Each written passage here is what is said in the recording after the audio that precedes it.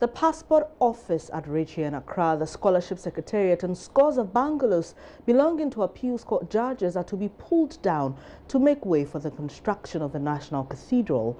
Other structures on the long land stretch are also expected to be pulled down to free the enclave for the 5,000-seater cathedral that includes the state-of-the-art Bible Museum and Documentation Center.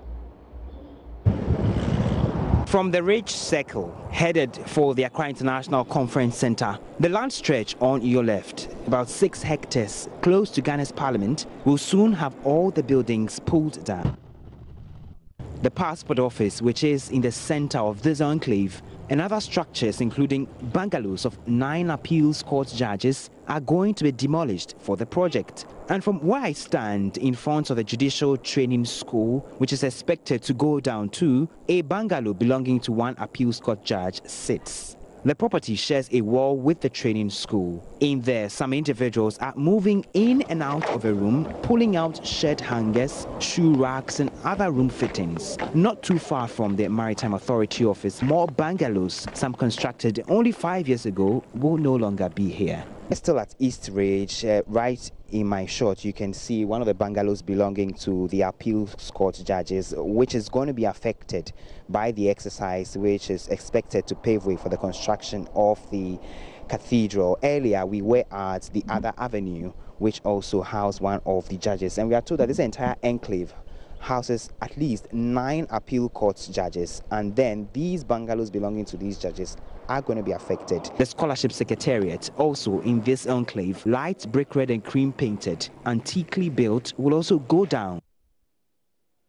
This is the Scholarship Secretariat right here at Ridge. This is one of the buildings that is going to be affected by the demolition exercise to make way for the construction of the 5,000-seater cathedral that President Akufo-Addo promised to be a monument to celebrate Ghana's 60th anniversary. It is expected to have gardens and concave structures housing a chapel, baptistry, music school, choir rehearsal space, as well as Africa's first Bible Museum and Documentary Center. It will also be a house of prayer for all people and will host state occasions, which are usually held at the Independence Square and the Accra International Conference Center. Occupants of these apartments have been served notices to vacate the area immediately, even as the Supreme Court hears the CPP's James Bomfest application to halt the process. The 9 appeals court judges whose bungalows have been affected have meanwhile been asked to move into a rented space, while government constructs a new bungalow at cantonments to be handed over to the Judicial Service by 2020. Meanwhile, retired pastor of Elim Pentecostal Church, Bishop Lionel Curry, is asking government to reconsider its decision as it is a misplaced priority. Now, what is the purpose of this cathedral? Here's President Akufo-Addo at the sod curtain ceremony.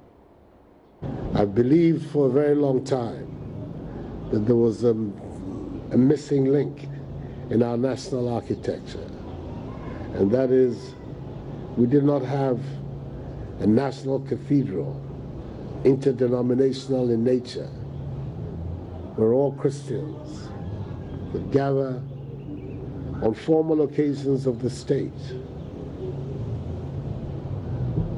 anniversaries like today, the inauguration of presidents, the death of presidents, other national occasions, and in the solemnity of a cathedral, give thanks to the Almighty. What we have attempted to do today is to begin the process of filling in that gap. The idea is for the state of Ghana to bequeath the land to the project on which we are, and for the financing and funding of the project to come from within the Christian community and the community of all believers in Ghana. That's the project that we have, and we are calling on the Almighty today to bless this project so that it will stand as a monument of the Ghanaian nation's continuing and eternal gratitude to him for the favors that he continues to shower and bestow on our nation. The gesture is one of thanksgiving, and that will live with us through the ages.